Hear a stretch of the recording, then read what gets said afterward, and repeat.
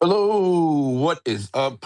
What's good? Welcome in to the OnlyBets podcast alongside DrewDelucchi, SternBets. I am the PrinceOfPicks. Happy Friday! We got your Friday slate of action taking place here throughout the day and as well as this weekend. Got a great weekend of sports ahead of us here, so we'll be sure to give you our best bets, looks, and angles for the next 3 days. Got a lot of great matches here and all over the sports, so really excited to get into it here. Before we do that, if you guys can do us a favor, head on over to Apple Podcasts, Spotify, whatever it is that you guys listen to us, give us a real quick rate, review, subscribe. Really helps us out in growing this channel and this community, getting this out to more potential listeners. Let me go and pass it over to my co-host, Mr. SternBets. Mr. Moach, good morning. Happy Friday. What's going on, bro? Happy Friday. It's a great day indeed. Excited to get into it. Lots of games. I went out last night, got to watch both Philadelphia games. That was really cool. No, sorry, right? Both? Yeah, right. Both. Yeah, both were in Philly, right? The Sixers were in Philly for sure. And then was it the Phillies were in Philly or which? Yeah. Double header. That's what it was. It was double header. I got confused because I was thinking about the first game where the Phillies won, which I had a lean on. But then the second game, they were behind. I think it was in the 8th or 9th inning, and then they came from behind to win that game in overtime in extra innings also, which was really a lot of fun. And then on the screen next to it was the Boston Celtics laying the second biggest egg of their last 3 years. Just really, really surprising. Anyway, I would really love to hear your analysis on that because that was just an incredible game. I don't understand what happened to the Celtics. Yeah, it's their 3-point shooting. When they're making it, they're good, and when they're not making it, they're bad. And defensively, they seem to kind of step back a little bit here as well. I think their Philly is getting a little bit too many good looks here. Celtics not putting in the effort that they need to defensively. So I think there's a few things going on with them, but we can touch more on that when we get into our NBA segment. Yeah, sounds good. I'd also like to hear about the energy of the New York Knicks last night as well, because that was shocking to me. Oh, we'll definitely talk about that. All right, let's just roll. Oh, you know what? Oh, sorry. Let's get back to yesterday. Paul Skeens Day was a complete flop on the face. Not how I want to start a day, going 0-1. That's just always hard. But you know what? Not a bad day overall. Pirates first inning money line did not come through. Paul Skeens gave up 3 runs in the first inning, 5 in the first 2 or 3, I believe. Thank God. Blue Jays, Twins, first 3 under 2.5 came in sweat-free, 0-0 at the end of the first 3 innings. Rockies, Reds, first 3 over 2.5, which was a play that I figured out and played live on the show yesterday. That cashed. 2-leg parlay in the NHL cash. Stars Wild under 7.5. Oilers, Ducks over 5.5. The only thing that didn't cash along with Paul Skeens was the Celtics minus 5.5. And honestly, as soon as I got to the bar and I started watching the game, I was like, if I didn't bet on the Celtics, I think the Celtics would have won. It felt like that. I know those are silly little games that we play with ourselves as betting men, but anyway, not a bad day for me. Looking to go into the weekend strong. Prince, how did you do? Yeah, so for me, as I'm looking here, we went 4-1 on my official PlayStation. So great day yesterday. Crystal Palace team total over 1.5 that hit. They did get 2 goals in that one. Our hockey parlay once again hit. Stars Wild under 7.5 with the Ducks over 2.5. Ducks ended up closing out that series, but we hit that parlay as well. Then of course our baseball parlay, Rockies, Mets, Orioles, all over 2.5 runs. That one hit as well. Then the Knicks, like I said, we'll talk about that here soon. Minus 2.5. Yeah, I think they covered that within about 5 minutes of the game. So. Yeah, and let's welcome in our co-host Drew. Andrew Abbott, Miles Mikolas. Oilers didn't come through, but how was your day in baseball yesterday? Yeah, Oilers of course didn't come through. I was kind of disappointed in them, but Miles Mikolas hit for the just by virtue of me predicting that they would limit him to an inning and pitching limit. And thank you, Vegas, for making that plus money on a 14.5. They took him out, only giving up 3 runs after 4 innings, but he had 77 pitches. So the thing they didn't want to do is to face the third time around the order.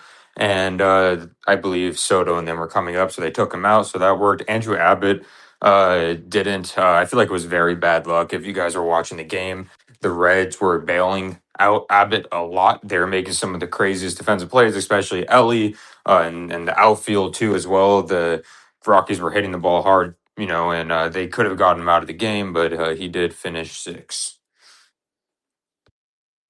All right. Yeah. Always an interesting day when Nicholas is on the mound. I'm gonna be interested next time he's out, and Andrew Abbott as well. That's 2 pitchers that I'm very much looking forward to keeping track of. All right, let's turn into baseball today. Unless Prince, do you have any notes on which sports we should get to first? Is there anything in No. soccer that's going off real quick? No, there's nothing. We can start with baseball. That's fine. All right, let's do it. I'm excited. Drew, I'm going to pass it back to you in a second. Lots of exciting games. Like I mentioned, Philadelphia on a back-to-back games going into Miami. Otherwise, with their ace on the mound, Zach Wheeler. So that's going to be really fun. Yuri Perez is an interesting person to me who has a really good fastball with a lot of movement, gets a lot of whiffs and strikeouts, but a lot of those underlying metrics are very concerning. But I do lean Philadelphia overall. Drew, where are you going to go to tonight in the world of baseball? Yeah, so I'm gonna go to because I'm gonna have a few plays today. Actually, I'll go to my first play. That's not a player outs. We have a Rockies versus the Braves game. Braves are at the Rockies. They had to travel from Atlanta to Colorado. They're gonna, of course, be adjusted to elevation. Luckily, this game is at night. It's at 6:40 p.m. Mountain time for Colorado, 5:40 my time. So they, of course, will have time to prepare. That of course is no getting used to elevation, but usually when visitors go to Colorado, they generally do pretty well. And especially for a potent offense like the Braves, are kind of similar. I'm going to put their offense similar to the Dodgers in a way to where everyone 1 through 9 can really give you a hit.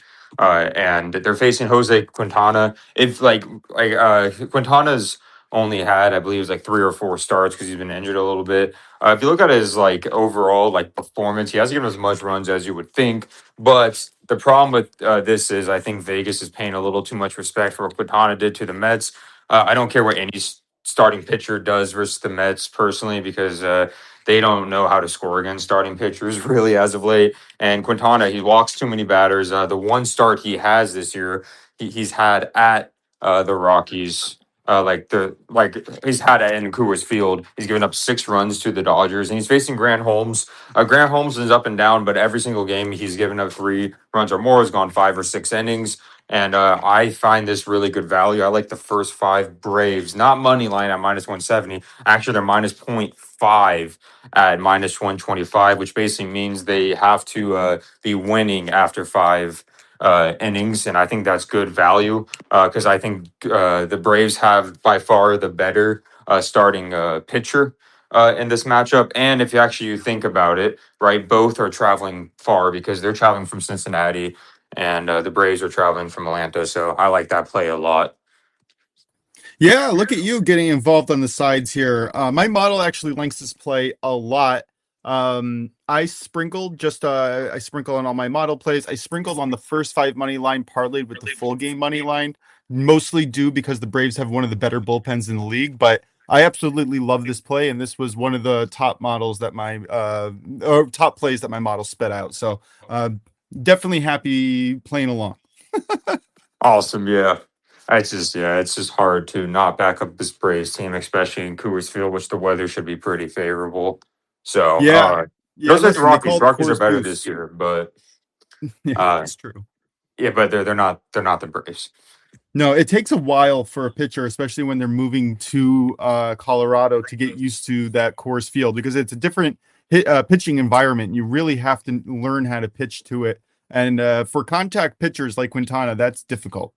Yeah, and I'm gonna It's pay really respect difficult. I'm gonna pay respect to the veteran, Quintana. No disrespect to him at all. He's 37 years old now. He was, of course, a really good pitcher for the Mets when he was there. He's just getting older, so I'm not saying by any means he's a bad pitcher. He's just not what he used to be. He's lost velocity, lost break. He's walking a lot more batters. So yeah. Yeah, his strikeout to walk ratio is atrocious. He has an Oh yeah. 11% strikeout rate to a 13.5% walk rate. Not what you need to be able to get through this league. All right. what's your next play? Where are we going next? Yeah, so this is I like fading Nationals pitchers, but this isn't just because of fading national pitchers. This is because the Brewers absolutely own Jake Irvin, and I think this is a gift of a line. First, I'll say my play and I'll say my reasoning. Jake Irvin under 15 and a half outs the last time. He's at minus 105 right now. So that means people have been betting his over and outs. The first thing I'll say is the Nationals philosophy, especially with Jake Irvin. They don't really like certain of their pitchers facing third time in order, especially Jake Irvin. Jake Irvin, I believe, against the Braves, he had like only 68 pitches and he went into the sixth inning and he walked like two batters and they took him out right away. Last time Jake Irvin actually faced the Brewers was this year. It took him 5 innings. It took him 100 pitches to go 5 innings exactly. They just wanted to finish five. It was at the Brewers. But Jake Irvin is, I believe, 0-5 for his career against the Brewers. That's not counting no decisions, right? 0-5 against the Brewers with a 6 point, I think, like 3.5 ERA. And we're looking at the Brewers team. They're coming in. Their offense is coming in hot, like very hot, after just completely dismantling the Diamondbacks pitching. The Brewers, the last during this series, I'm looking at it right now. Their first game of the series against the Diamondbacks, they scored 13 runs. Second game, they only scored 2 runs, but then the third game, they scored 13 runs. So two of their 3 games against the Diamondbacks, they scored 26 runs, and then they're coming into a very favorable hitter's ballpark.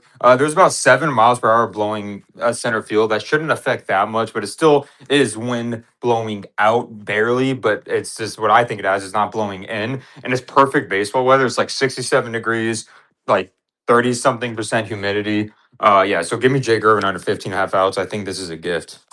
I don't mind that at all. I do definitely lean Brewers in that game. My model had me play that game. I think this is a really good look. I think Jacob Mizorowski could also have a lot of success against the Nationals.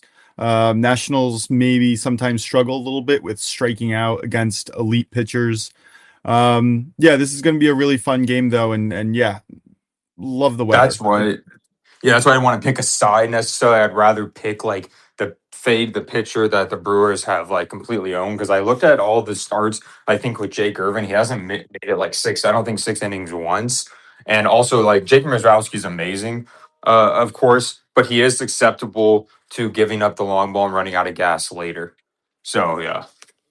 Yeah, that's for sure. I also considered adding. I have a team total parlay today, and I considered adding the Brewers to it. And I honestly, if you're looking for other options when I get to it, this is not a bad game to get into. Nationals bullpen not great. Jake Irving himself not great. A lot of run opportunities here. Lean over on the game as well. What's your next play? Where are we going next? Yeah, so there was one game I was looking at. I will say this isn't the play, but it was like Rangers versus Tigers. I always love fading Jack Flaherty because he's been absolutely awful lately. But then again, Mackenzie Gore, who I like quite a bit, speaking of a former Nationals pitcher, the problem is I can't trust both these pitchers, but Jack Flaherty, it's always good to fade him. He hasn't been able to even reach the fourth inning at all. I don't want to take his 14.5 line, but that's something to look at live. If you see Jack Flaherty struggling early, I would definitely take Rangers kind of money line here. He's walked way too many batters. He hasn't been striking out people like he's used to, and he's been giving up runs at a rapid rate. I didn't know if you had a take in that game before I go to my final play. Yeah, I'm on the Rangers, Yeah. 100%. I have them as a model play, so I'm playing them on the run line -1.5. I honestly, I just can't trust Jack Flaherty, like you said. I have the Rangers in it as a part of my team total parlay. I have them team total over 1.5. If you want the plus money, I would not mind getting the team total over 2.5 as well. There's just, yeah, the Jack Flaherty is not a great option from where he's at right now, even though he is limiting opponents' batting average decently. But when they're hitting him really hard. The walks are a huge problem.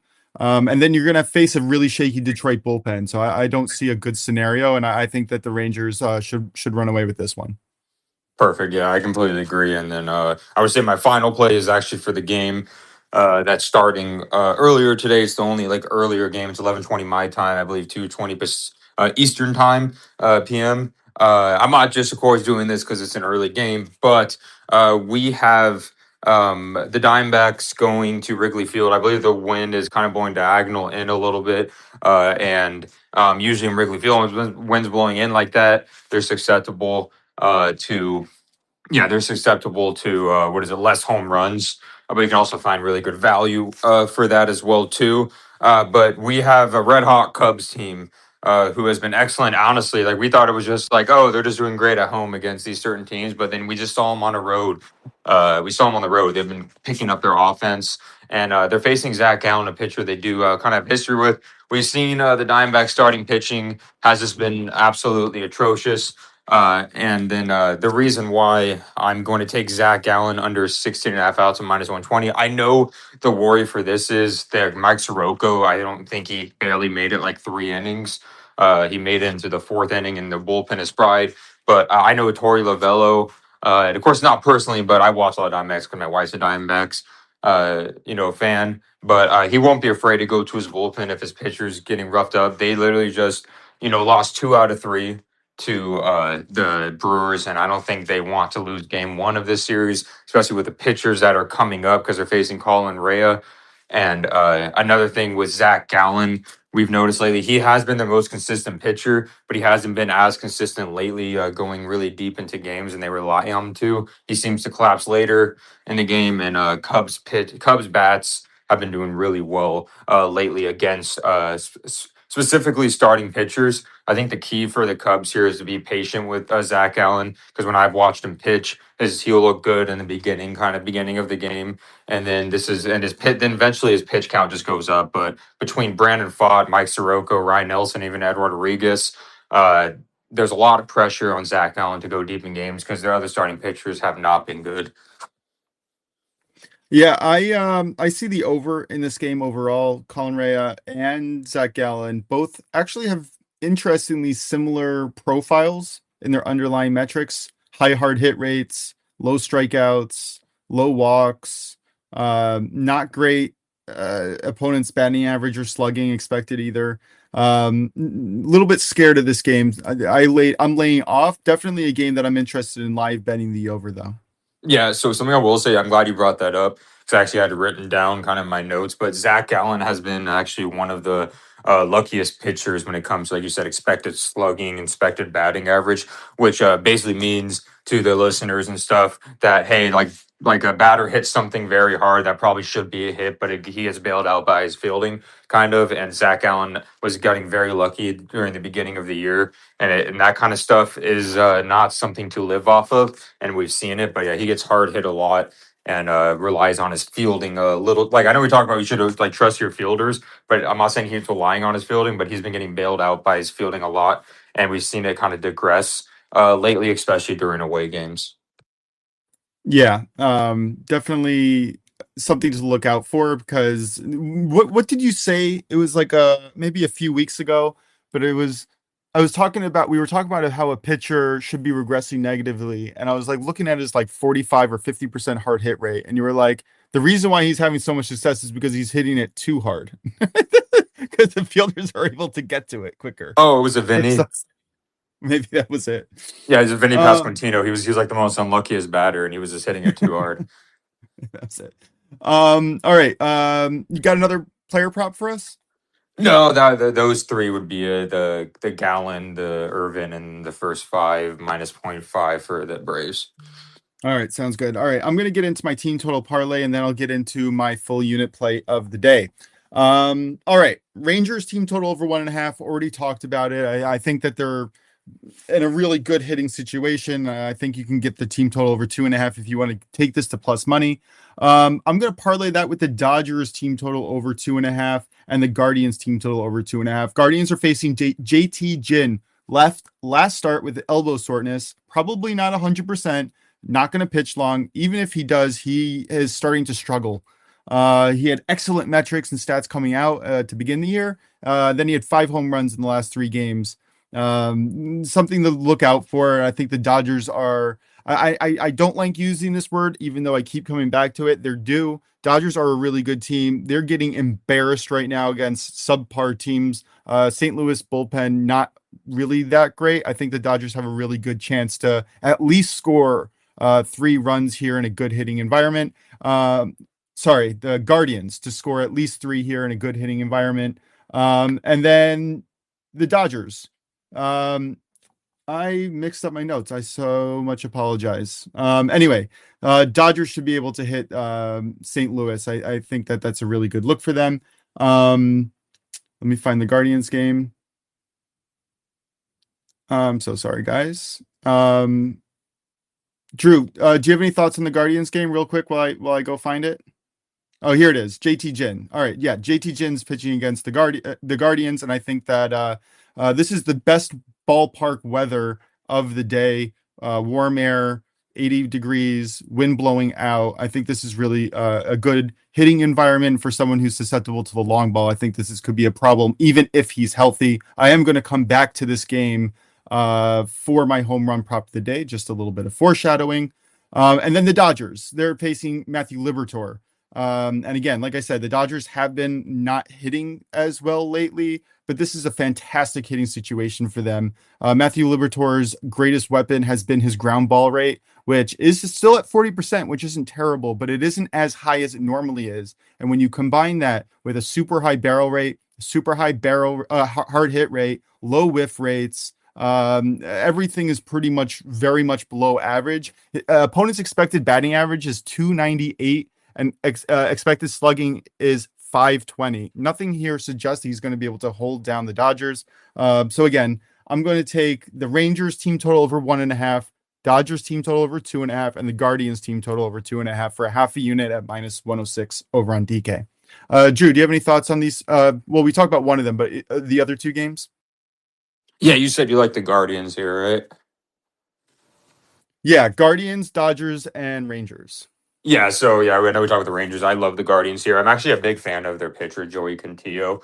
He's a young gun who has a lot of promise. I've actually bet against JT Din multiple times. A couple times he bit me, but it's only because, like you said, his kind of expected thing has been hasn't been great. And I know like recently, especially in that ballpark, I expect the Guardians to kind of tee off in there as well too. So yeah, I trust the Guardians starting pitcher more than I do the A's. Yeah, well, if you just look at Jin's last 3 games, he pitched wonderful to start the season, but then against the Rangers, he gave up 2 home runs, 5.1 innings, and then the next start in Seattle in a very good pitching environment, he gave up 3 home runs. Sorry, 3 earned runs, 2 home runs against Seattle. And then he left after 3.1 innings facing Texas again after giving up 3 hits with an injury. I just don't see where he's going to be in a good position to be able to hit to face a Guardians team that has performed, I think, a lot better and than we expected. And honestly, their underlying metrics don't tell me that they're due to severe negative regression anytime soon. Completely agree. So yeah, my second play, this is my full unit play here. I'm going to go to the Royals Mariners first 3 under 2.5. I've been really raking it in, which of course means that I'm not going to hit this play today, but juice is worth the squeeze. It's -145. If you want to put a half a unit on the under 1.5, I don't mind that at all. But Brian Wu versus Cole Reagans. Now, neither pitcher has been the absolute dominant aces that maybe each team expected to begin the stadium, but I like them to be at their best here in a good pitching environment. Like I said, neither pitcher's underlying metrics are perfect by any means. Reagans has a 17.2% barrel rate, but when you look at the overall picture, he has a 40.5% hard hit rate. Strikeout rate is at 28.7, which is more than decent. And then his Sierra and expected batting average is really in a good place, 232 opponent's expected batting average. His biggest problem has been his fly ball rate, 39.1%. But again, that's going to be mitigated by the environment. If he can keep down the walks, his high strikeout rate should be able to match up really well against Seattle, who currently ranks 22nd this year, but last year they ranked 27th overall in strikeouts. So I think Reagans has a really good opportunity to show what he should be and should have done so far this season. Now, he hasn't really done so well the first time through the lineup this year, but last year that was his best pitching stats came from the first 3 innings. I think that we see positive regression for him. Brian Wu at home has a 2.77 ERA this year. That's compared to last year at 2.44. He pitches extremely well out of the gate. Batters are only hitting 189 first time around in the lineup. Royals ranked 29th in runs scored in the first 4 innings. And most of that's due to only averaging 0.67 runs in the first 4 innings combined on the road. Wu's red flag metric is his hard hit rate, 48.1%. He did get hit up last time out against St. Louis, 7 runs, just 3 innings. But everything else is really good. Metrics are mostly average to better than average. Really low walk rate, seems to have control. And similar to what I said about Reagan's, his biggest issue is going to be mitigated in T-Mobile Park here in Seattle. So I really like the environment. Neither team really is going to be like crushing it. I don't think. Mariners are starting to come on a little bit, but not enough. Anyway, I think the -145 price for under 2.5 is more than worth it. Drew, do you have any thoughts on this game? Yeah, I was gonna say with Brian Wu, he has honestly been pretty much like lights out until the last start. I think his last start really screwed up a lot of his metrics because, like you said, like he had a 2.25 ERA going into that game, and he was pitching consistently like 6 or 7 innings, giving up 2 or less runs. And then when you give up 7 runs in 3 innings, it's going to destroy a lot of your metrics in ERA. And I think that was an outlier game. Yeah, and like we talked about, I know Paul Skeens didn't pull it out last week, but the week before that, I guess I should say 3 starts ago, he had a little bit of a rough start. He gave up 2 or 3 runs in the first inning, and then he pitched a no-hitter into the 7th inning the next time out. Not saying that they're on the same level, but you can expect top-level starters or pitchers to really bounce back positively when they have a bad game. It's just a simple Yeah, fact. especially Brian Wu. Brian Wu is one of the most, I think, underrated aces out there, and he's also like still very young. He's only like 26, and stuff like that. And it's just unfortunate when that can like those kind of things can just completely destroy your ERA. But it's all about how you bounce back. Yeah. So I just want to gloss over just a few other games before we get to our home run plays of the day. Unless, Prince, do you have any plays in baseball today? Yeah, I do have one. So after you're done, I'll get into mine. Oh, no. Let's get into yours now, and then I'll get into my leans later. Okay. Yeah. So I got a team total parlay again, guys. We've been hitting those pretty frequently, so we're gonna go try it again today. Let's see here. First up, I got the Brewers taking on the Nationals. I like the Brewers here. Team total over 2.5. Of course, any chance I get to fade the Nationals pitching staff, I will do that. So give me the Brewers here. Team total over 2.5. We're gonna parlay that with the Yankees. Team total over 2.5. I expect the Yankees bats to warm up here against a very mid Orioles pitching staff. And then finally, give me the Dodgers team total over 2.5. I think you're on that as well as part of another parlay piece. But I like the Dodgers as well here. Taking on the St. Louis Cardinals. Cardinals again, weaker pitching staff here. Not a great bullpen. So I think you have 3 pretty good hitting teams here against very favorable matchups. Brewers, Yankees, Dodgers, all over 2.5, -130. Yeah, I Yeah, I like like that a that. lot. Yeah. I'm happy that I get to bet the Brewers today because I wanted to fit them in and I wasn't quite sure how because I already chose my team total parlay pieces, but I really like this play a lot. And I get to back my Yankees now. I think Cade Povich is slated to start. Drew, is that right? Yeah, he's only had a couple starts, but he's been really good in his couple starts.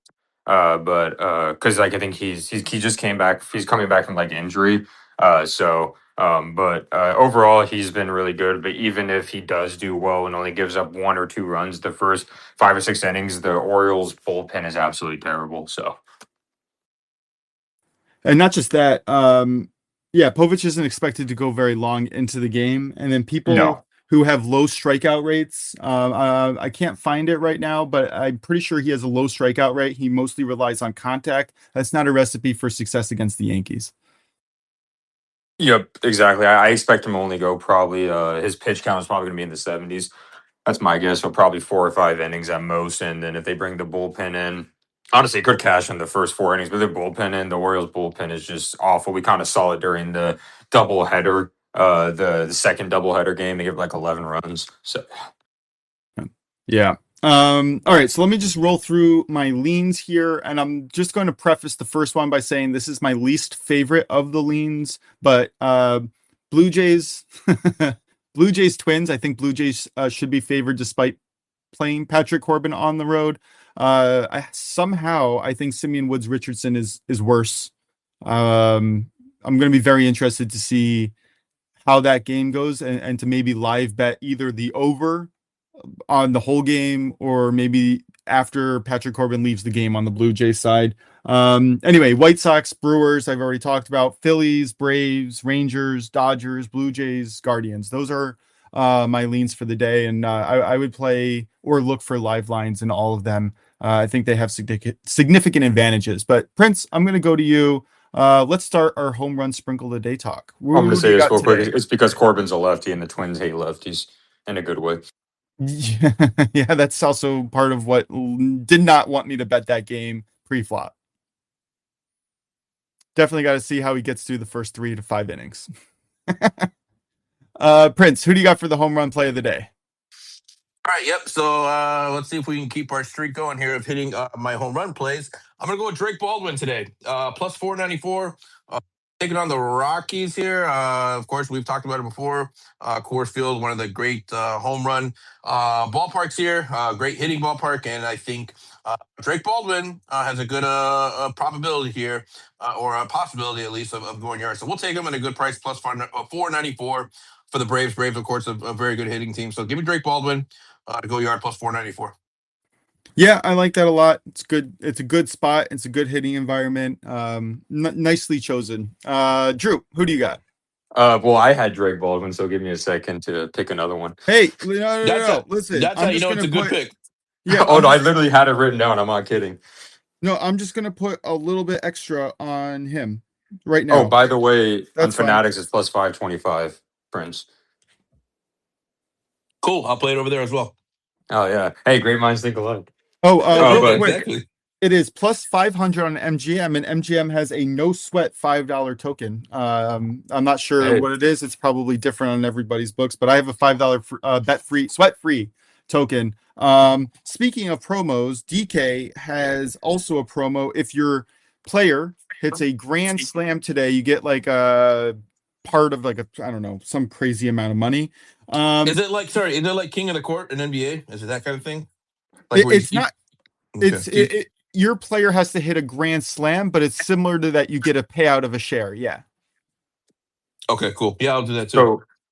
so something I'll say about actually quickly about Drake Baldwin, something I love. The reason why I think his odds are so high is because Quintana is a lefty.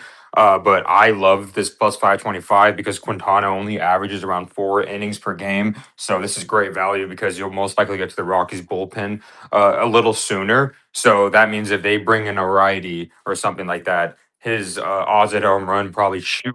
Like, I mean, they shoot up in general, not like on Vegas wise. So, plus, if you ever get like a lefty, of course, who has like plus 7 has like 7 home runs, and you get the ability because he's facing a lefty, you get like plus 400 or better odds. It's always great value. Yeah, that's yeah, 100%. And the Rockies' weakness traditionally has been their bullpen when it's had to be stretched. Let's just put it that way. I'm gonna go with Jose Ramirez. I think JT Ginn, like I talked about, not going to be 100%. He's let up 5 home runs and gone not so many innings, less than 10 innings in his last 3 starts combined. Jose Ramirez switch hitter, right? He's going to be able to, I think, take it. 44.9% hard hit rate, 11.1% barrel rate. I think everything's lining up for him. He hasn't hit a home run in the last few games, but I think that in the best hitting environment in all of baseball today, I think this is a really good look. The juice isn't that great at plus 360, but you get to play it on DK with that promo. And if I'm going to be looking for somebody who's going to put people on the bases and get a potential grand slam opportunity, I really think Jose Ramirez has a decent chance of that. Yeah, I like that a lot. Jose Ramirez, of course, he's a switch hitter. He doesn't hit as well versus righties, but he still has slugged pretty well against righties. He has 4 home runs versus left from the right side, and then he's had 2 home runs from the left side. So he can hit from power from both sides. Yep, and I'm also hopefully going to get into the juicy A's bullpen when JT Jen fails to get through 5 innings. That is also a part of the thought process when I chose him. All right, Prince, let's get to the NBA. Yesterday, we had some crazy games. I'm just going to hand the floor off to you, and I'm very interested to hear what you have to say because I was flabbergasted a number of times. What do you got for us? Yeah, quite a day, quite a night for sure. I mean, look, we'll skip over the Knicks and Hawks. I mean, there's not much to say about that. The Knicks just came Don't. out. Well, What do you mean? That was a close well, game. well, yeah. When it was, I think the closest was, I think Atlanta hit. So what I saw, Atlanta hit a three, and then the Knicks went on a 51-8 run after that. So I think that three put like Atlanta up like it was a funny clip I watched it this morning. I think it put Atlanta up like 9-6 or something, and then the Knicks went on a 51-8 run after that.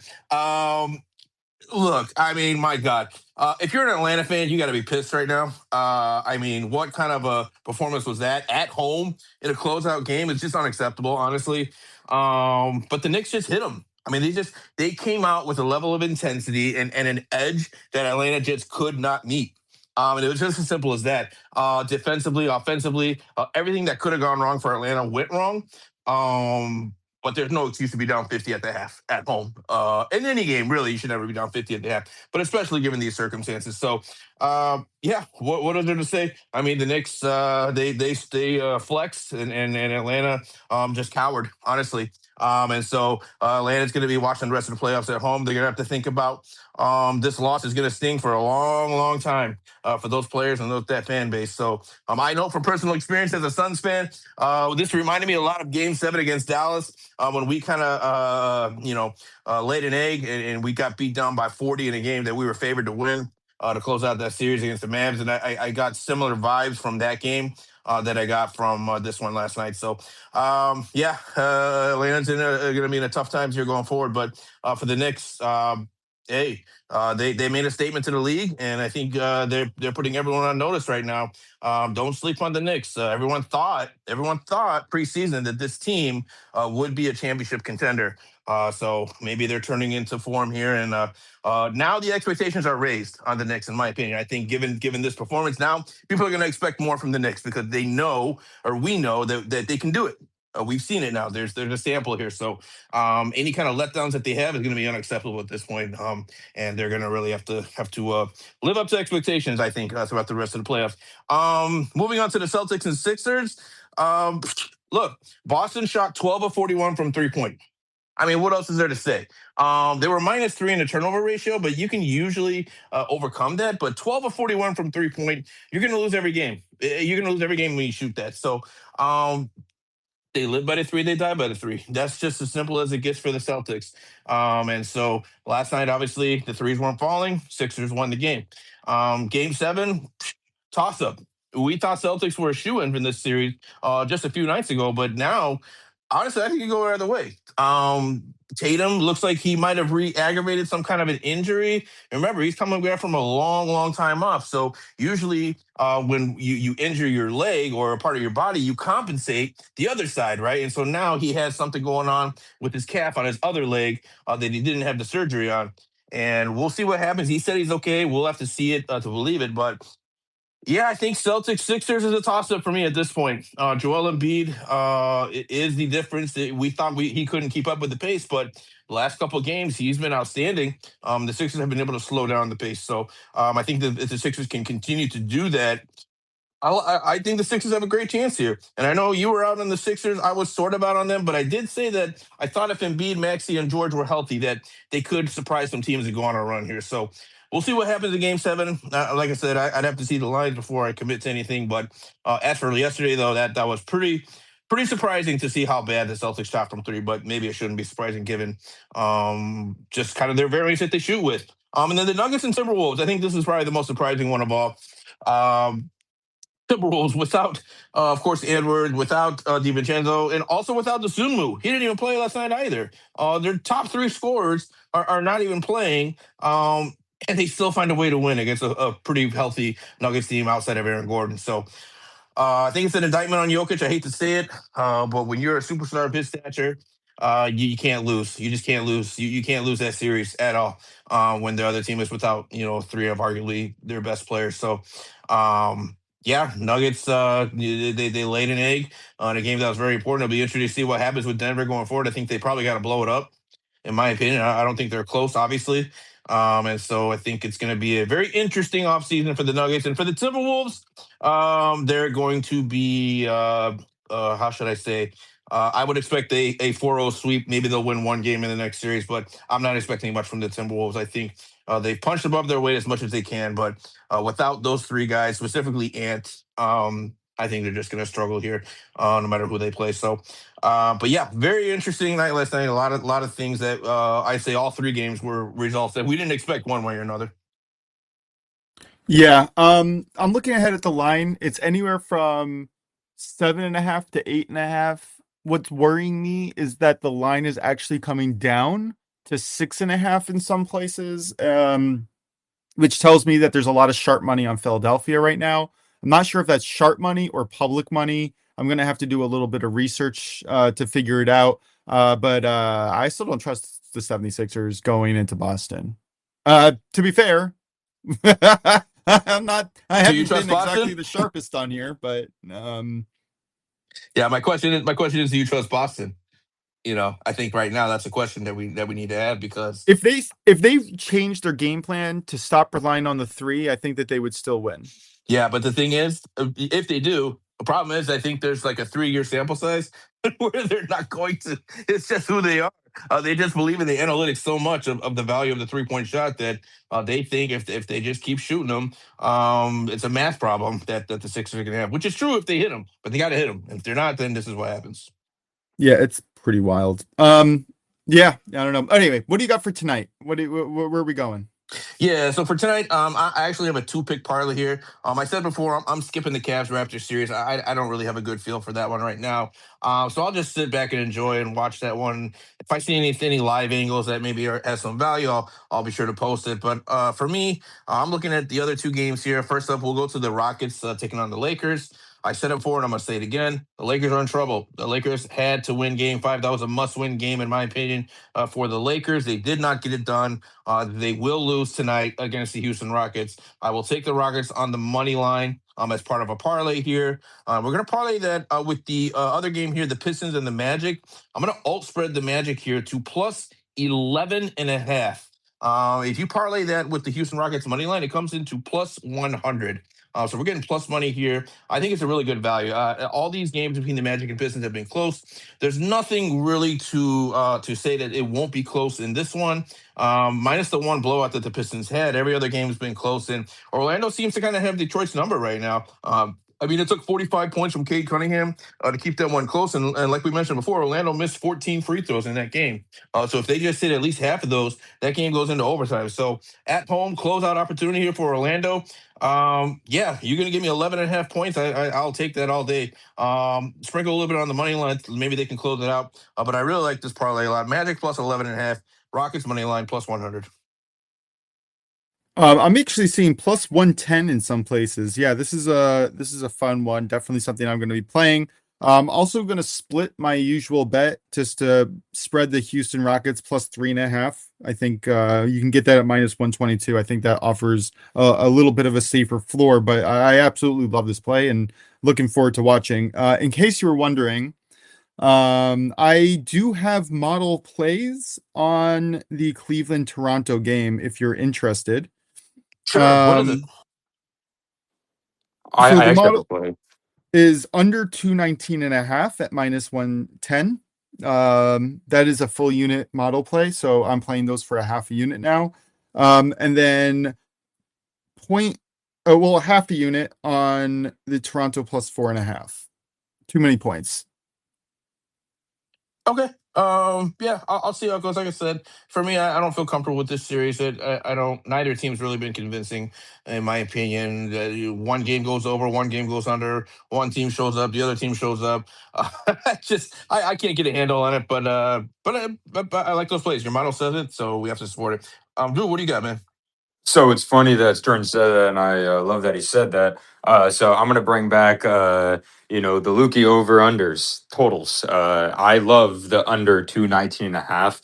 I'm going to find where did you find under 219.5 Sterns? I see under 2 and 18.5 because I'm going to hit that for sure at that book. Oh wow. So I didn't realize how much the line had moved from last night. But 219.5 is still available. Minus 121 over on DK, Okay, minus 125 on MGM. I believe MGM is also giving boosts out. So you might be able to get that number closer to minus 105 with the perfect. 20% boost that they're offering. So I know exactly why it's moving down because Brandon Ingram is listed as doubtful officially, by the way, guys, with his right heel inflammation. So that's another reason I like it. I just love the play overall, the under, especially what your model said, is because if you look at it, last game was kind of, I think, an outlier with the scoring. And I know Brandon Ingram kind of, got hurt at the like towards like the beginning of the game, and I think it was kind of like a rally thing. But when I've watched this team, Scotty Barnes does better when Brandon Ingram is like usually on the floor. I've noticed, especially with scoring rise. And if you look at this other part of these series, we saw like in Game Five. I think it's more of like a Game Five. No, not Game Five. Yeah, it would be. No, game four type game, whereas it's like very low scoring, and it's just going to be very tight knit. I think the Cavs are going to play slow like they usually do, and I just think that's too many points, especially with Ingram possibly being out. Yeah, that's thank you for bringing the explanation onto it. Sometimes I don't necessarily read through all of the model's reasonings and logic behind it if I'm just going on the fly and I'm not bringing it to the show officially. So yeah, thanks for that. I appreciate it. Yeah, it definitely seemed like an outlier. The fact that the over was essentially on track to sail on by after the first quarter. It was really wild. It was just a feast from both sides. And I would get it now because I think because the Ingram got listed as doubtful, I think officially only like 20 something minutes ago. So I think it'll keep dropping. Yeah. All right. Let's go to NHL. Prince or Drew, unless you have anything left in the NBA to get to. No, nothing for No. me. We can move over to hockey. All right, hockey. Also phenomenal night last night. Drew, I'm gonna pass it to you. Do you have any recap from yesterday and where are we going today? Yeah, for sure. Yeah, like I'm gonna give credit to the Ducks in general. The Ducks basically just jumped on them early, kind of like what we saw the Oilers did. The Oilers jumped on them in the game before, and they couldn't recover. And the Ducks basically did the same thing to the Oilers. So I'm going to kind of shout out them in that way in that aspect. And then when it came to I'm going to say this when it came to the other game yesterday. The Wild kind of did something similar to the Stars. Shout out to the Wild for winning that series. In my personal opinion, that game was kind of like a little like different in a way, where it looked like like this was going to be a tight knit game and going into like the third period, and then the Wild just absolutely dominated that third period, especially with how young they were. I was very impressed with how much they stood up against a more so veteran team, and this Wild team kind of reminds me of that Avalanche team that we saw when they were building up a young core when they had a young Mikko Rottinen and Nathan McKinnon and the crew. So this Wild team is one of those teams where I think it's a team to look out for. Yeah, it is. Really well done. That was a lot of fun last night. Something just to note, by the way, which was interesting, both scores ended 2-5. That's crazy. Yeah, that is crazy. Imagine if you had that exacta And parlayed both were home together. teams. Seven's wild. Oh, Prince, do you're you saying have, if you parlayed both of them? Oh, that's crazy. yeah, it would probably been like you put $5 on it, you would have won $1 million. Um, Prince, do you have any reactions from yesterday's games? No, I don't. I was into the NBA last night, so I was scoreboard watching. So happy that our parlay hit, but yeah, no real thoughts. All right, anything for tonight? Lightning, Canadians, Sabres, Bruins, Golden Knights, Mammoth. Prince, do you have any plays? Yeah, I do. I have another. We have another parlay here for tonight in the NHL. I'm gonna go with the Tampa Bay Lightning here, team total over 1.5 goals against the Canadians. This has hit pretty regularly for the Lightning, and I expect that to hit again tonight. We're going to parlay that with the Buffalo Sabres. I'm going to alt spread them here on an alt puck line, plus 2.5 for the Sabres. I think they could probably get this done outright and close out the series, but I will take plus 2.5 here as part of this parlay. And then finally, give me the Knights, Vegas Knights here, taking on the Mammoth. I'll take the Knights on a plus 1.5 alt puck line. Again, I think the Knights as well could potentially close it out. Maybe win it straight up on the money line, but I'll take them at plus 1.5 with the Sabres plus 2.5 and the Lightning team total over 1.5 goals. That comes in at minus 110. Yeah, I like the way you're attacking it. I actually somehow have the Bruins as maybe a play as slight underdogs. I think that's a value on the number, possibly. I'm going to have to dive a little bit deeper into it, but I like getting the incredible cushion there, plus 2.5. That's fantastic. Drew, any thoughts on this? No, I like it a lot. Yeah. I've been loving cashing these parlays with you, man. You've really sharp angles. Okay. Anything else that we want to get to? Is there any Yeah. soccer? Oh, sorry, Drew, go on. Yeah, I actually have a hockey player prop play that I like. It's goalie saves for. I'm sorry if I butcher his name, but I think his name, I believe, is Jacob Dobis, right? That's how you pronounce his name. But for the Canadians, I believe, yeah, for the Canadians, I like his over 23.5 saves at minus 135. He has been pretty dang good this series. The Lightning have averaged about 26.8 shots per game this series, but they're going to be desperation mode. And then I believe the last game these guys played, the Lightning, hit him with 40 shots on goal. And I believe that we expect nothing less but the Lightning to be in desperation mode and trying to get as many shots on goal as possible. And I expect this goalie, who has actually been playing out of his mind, to at least get 24 or more saves, because I don't really see the Canadians preventing the Lightning from getting shots on goals. So I think this is a pretty low mark and some pretty good value. If you guys want to get a little more, you can do I think his 25 save line is minus 105, but I'm gonna be safe and do the over 23.5 at minus 135. Nice. I love it. Do expect a higher scoring game overall. Despite the fact that all three games are over under 5.5, which I thought was interesting. Yeah. All right, Prince. Anything in soccer for today? Any looks, live bets? Anything that we can sink our teeth into? Oh yeah, definitely. We're heading into the weekend, which always means soccer betting time. So we got a lot of games here, of course, taking place over the next few days. I'm looking at tomorrow specifically. I don't have anything for today, but I do have some plays for Saturday, so we'll go ahead and get into that. First up here for us guys, we're going to look at the Netherlands Eredivisie, which is basically the top flight division in the Netherlands. We got a big matchup here, two rivals, Ajax taking on PSV Eindhoven. I like Ajax here in our draw bet minus 110. PSV come to this one. They've already locked up the top seed in the Eredivisie, so nothing to play for really for PSV. They're already on the beach. They're not in any tournaments or anything, so it's just the Eredivisie for them, which they've already locked up. So no motivation for PSV. Meanwhile, Ajax, they have a lot to play for. They're playing for a Champions League spot in next season's Champions League. So the more motivated side I'm going to take here with Ajax at home. It should be a close game. This is a kind of a matchup of two giants in the Eredivisie, but I'll take Ajax here with push insurance.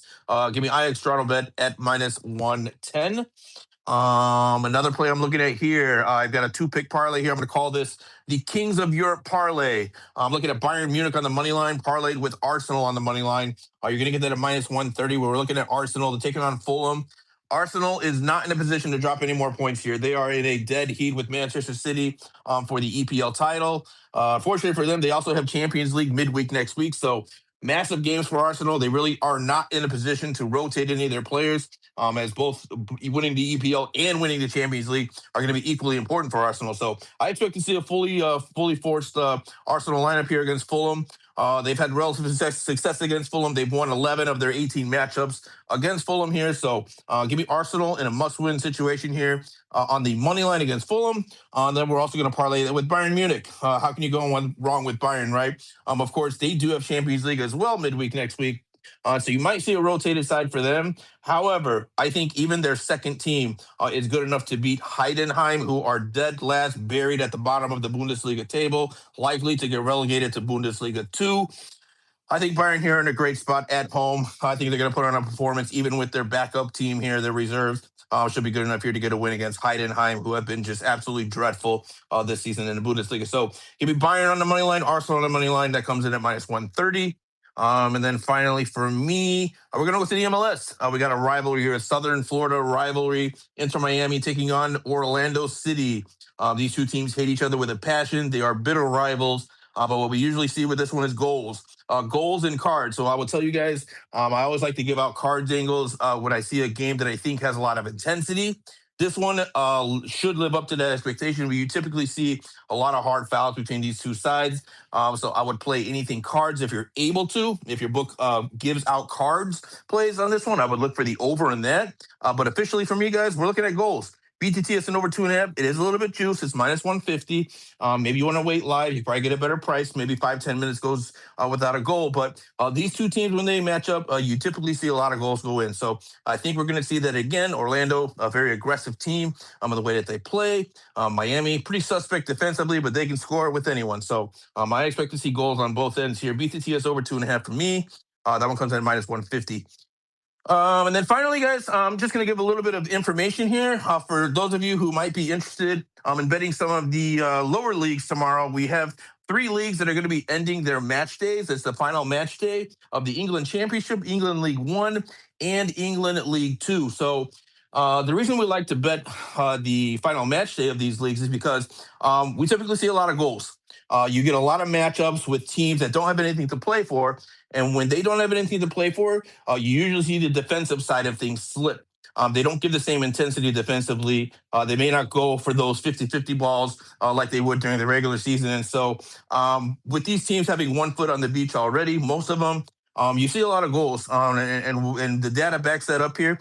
We're looking at the final match day. On average, the England Championship averages 3.07 goals on the final match day. League 1 averages 3.01 goals, and League 2 averages a whopping 3.25 goals per match. So typically we're going to see over 3 goals per match in each of these leagues. The way that I'm going to attack it personally, I'm going to put a tenth of a unit, just a very small unit, sprinkle, I would say, on every game over 1.5 and over 2.5. And I think that's supported by the data here. We should be coming out on the winning side if we do that. So that's the way I'm going to attack it. You guys can attack it however you want. Do with that information whatever you will. But I think there's pretty significant data here to back that up, that we're going to see a lot of goals in the England Championship, England League 1, and England League 2. So just some additional information for you guys to work with in case you guys want to dabble in any of those leagues that are ending tomorrow. Can't wait to see what that's going to look like on the recap screen. Oh God, you would have 3 pages. There's like 36 games. Just simply right. Like this league over every game. Just okay, we'll do that. Yeah, we'll do that. I'll just put championship over 2.5. Yeah, because honestly, if there's like, I think there's what is there? I want to say like 14 games per league, so maybe that's like 42 games. Yeah. No, it was just it looked funny in my head. No, that would be funny. Yeah, I mean, like, like you guys got your picks. There's like half a page, and then mine's like 4 pages. Love it. Very interested in watching Bundesliga. It's going to be fun as well. I think you had Heidenheim. Heidenheim, hide and go home. Yeah. Hide and go home. That's right. Heidenheim, hiding home. That's where they're headed. Yeah. All right. That's a sign that our show is probably close to over. Is there anything else, Drew or Prince, that we want to get to in the wide world of sports? I do want to mention that I think Scottie Scheffler is probably still a solid look if you're looking for some PGA action. But anything else that you want to get to for the day? Nothing. Nothing for me. Huh. Okay. Yeah. Just put it out there. Scottie Scheffler to win the Cadillac Championship is plus 790. All right, Drew, why don't you recap us off? And why don't you recap, and then we'll get on out of here. Yeah, for sure. I did Zach Gallen under 6.5 outs at minus 120. Jake Irvin under 15.5 outs at minus 105. Braves first 5 minus 0.5 minus 125. Cavs versus Raptors under 219.5. I believe it's at minus 121. Jacob Dobis for the Canadians goalie Over 23.5 saves at -135. And sprinkle Drake Baldwin home run at +525. You can find that at Fanatics. Fantastic. And by the way, I apologize to everyone. I accidentally put the show on my personal Twitter, not on the show's Twitter. We'll rectify that again next week. For my full unit play, Royals, Mariners, first three under 2.5 -145. 3-leg parlay in the MLB as well, -106. Rangers team total over 1.5. Dodgers team total over 2.5, and Guardians team total over 2.5. My home run sprinkle today, Jose Ramirez, +360. Prince, who do you got? Yep. So for me, guys, in the NBA tonight, we're looking at the Rockets money line parlayed with the Orlando Magic +11.5. You're going to get that around +100, +110. Looking at hockey tonight, give me the Lightning to score 2+. I'll take the Sabres +2.5 and the Knights +1.5. That parlay comes in around -110. In the Diamond tonight, I will take the Brewers, Yankees, and Dodgers. All team totals over 2.5. That parlay comes in at -130. I as well are going to be sprinking Drake Baldwin to go yard here, hit a home run. I believe Drew got that at +515, 520, something around there. On the pitch tomorrow, these soccer games are going to be taking place on Saturday. Kings of Europe parlay, Bayern Munich, Arsenal, money line, -130. Ajax taking on PSV. Give me Ajax on a draw, no bet, -110. And in the MLS, Miami, Orlando, both teams to score and over 2.5 goals comes at around -150. That's going to do it for us today, guys. Happy Friday. Have a great rest of your Friday. Enjoy your weekend. We will be back Monday, same time, same place, 11:30 a.m. Eastern. And again, we are looking for co-hosts and contributors. So if you guys are interested in talking sports, you like to bet on sports, come join us. We're live Monday to Friday. We're easy to find at OnlyBets Podcast. We'd love to take your calls and your thoughts and your opinions. We'd love to talk sports with you. So come and join us. And until then, guys, have a great rest of your weekend. For SternBets, DrewDelucchi, I'm Prince of Picks. We enjoy talking sports with you, and we will be back Monday. Have a great weekend, and we'll talk to you then. Thanks.